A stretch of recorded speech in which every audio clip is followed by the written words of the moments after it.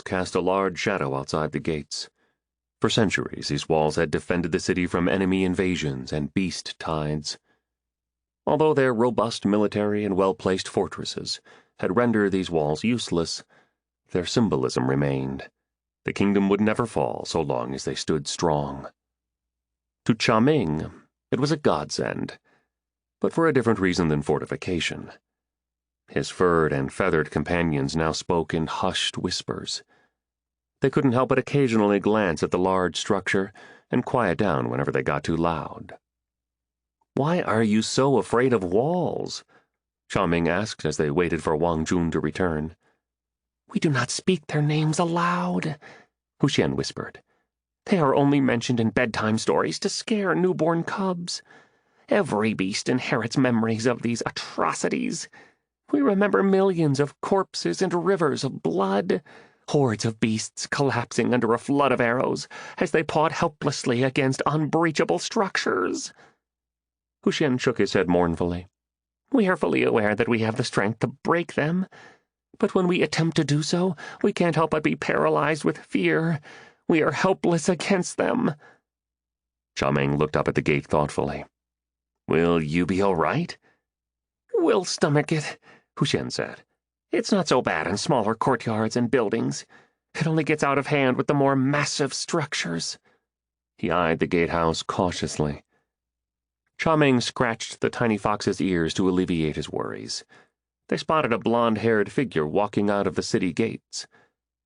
"They are so well-behaved compared to the journey over," Wang Jun said cheerfully as he approached them. He handed Cha Ming 3 golden collars covered in black runes. "They shouldn't feel like anything more than regular collars," Wang Jun said. "They are purely cosmetic, with functions that falsely identify the wearer as a tamed beast." Huxian walked up and stuck his head inside the first collar, which shrunk until the runes turned crimson. "Any change?" Cha Ming asked.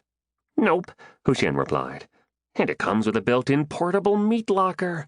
Come on, guys, put these on so we can get out of this atrocious shadow."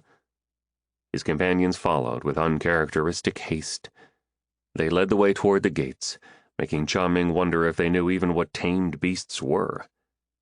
"The collars can grow up to a width of 50 feet if required," Wang Jun said as they walked. "Any bigger and they'll fall off. The cost was outrageous, since they had to mimic core treasures." "Add it to my tab," Cha Ming said.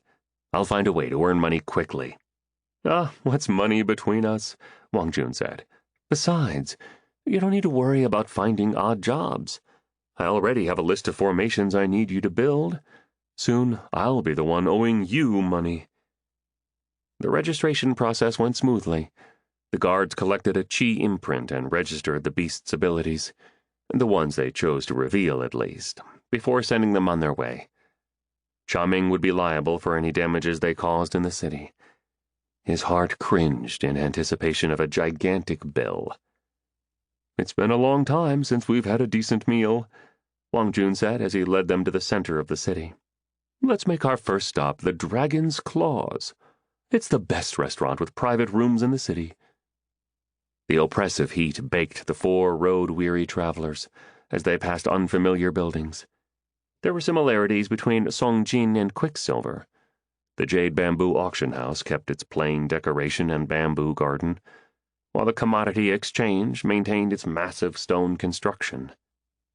The Blacksmith Association and the Alchemists Association shared a common look with their Quicksilver counterparts, though unlike Quicksilver, the stores here were unusually cluttered with high and low-leveled cultivators alike. There was no Geomancer Guild. The Spirit Doctor Association was also very different than Cha Ming remembered from his short stay in Quicksilver. A small group of commoners were lined up to receive treatment along with the cultivators. The building was also far less opulent than Quicksilver's. "There's no Talisman Artist Guild?" Cha Ming asked. "There is, but they aren't located in Central Square," Wang Jun replied. "They are too small, and their members are lacking. Plus, they don't have any qualified instructors, which greatly limits their potential. I've always wondered what the Talisman Artist Guild's top brass is thinking by allowing it to exist."